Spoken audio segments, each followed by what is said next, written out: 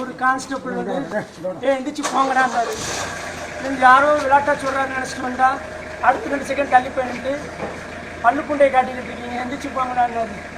உடனே இங்கே இருக்கக்கூடிய சிஏ வைரமுத்து சாரோட பேசணும். அப்போது நீங்கள் கம்ப்ளைண்ட் ஸ்டேஷனில் கொடுங்க, விசாரிச்சு சொல்லிடுவாங்க, வண்டியை பார்ப்போம்னு சொல்லுங்கள். அந்த அடிப்படையில் நான் ஸ்டேஷனுக்கு வந்து கம்ப்ளைண்ட் கொடுக்க வந்தேன். என்ட்ரன்ஸில் அங்குத்தாங்கிற மேடமும் நாகராஜன்றவங்களும் மனு வாங்க முடியாது போங்கன்னாங்க. அப்போ நாங்கள் சொன்னோம், அந்த 94-23 வண்டி நம்பரில் இருக்கக்கூடியவங்க அவங்க தான் வந்து அவங்க வஞ்சிட்டு போகிறாங்க, யாருன்னு விசாரிங்க, அவங்க எவனாக இருந்தாலும் நாங்கள் கண்டிக்கணும் அப்படிங்கிற மாதிரி நம்ம பேசணும்.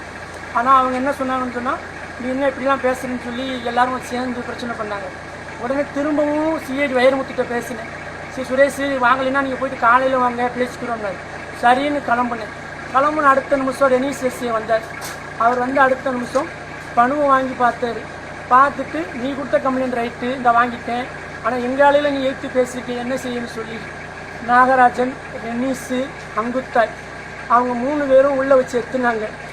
எஸ்ஏ ரெனீஸ் தன்னுடைய உயிர்த்தலை சிப்பை திறந்து என்னை ஊம்புனா நான் உன்னை வெளியே விடுறேன் என்று சொன்னார். அது மட்டும் இல்லை, எங்கள் அம்மா என்னை ஒருத்தனுக்கு பெற்றிருக்கா, உங்கள் ஆத்தால ஊர்ப்பையெல்லாம் ஒருத்தருக்கான் அப்படின்னு நீ வாயால் சொல்லலைன்னா அடிப்பண்டான்னு என்னை அடித்து சித்திரவதைப்படுத்தினார். ஒரு தலித் சமூகத்தை சேர்ந்ததுனால ரெனீஸ் எஸ்ஏ என்னை ஊப்ப சொல்லி எங்கள் ஆத்மாவை தேவையான்னு சொல்லலைன்னா நான் அடிப்பேன்னு சொல்லி நாகராஜனும் ரெனீஸும் அங்குத்தாயும் சேர்ந்து மாறி எடுத்துனாங்க. அடி பொறுக்காமல் நாங்கள் வெளியில் ஓடி வந்தோம்.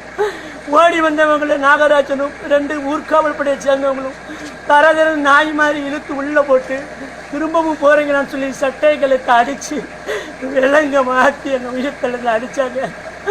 நாகராஜன்கிற காவலர் சொல்கிறா, நீ ஒரு தடவை மாத்தால தேவடியான்னு சொல்கிறா, என்னை ஊம்புவேன்னு சொல்கிறா, ஆனால் உன்னை விடுறேன்டான்னு சொன்ன தண்ணி கொடுங்கன்னா ஊம்ப சொல்கிறாங்க.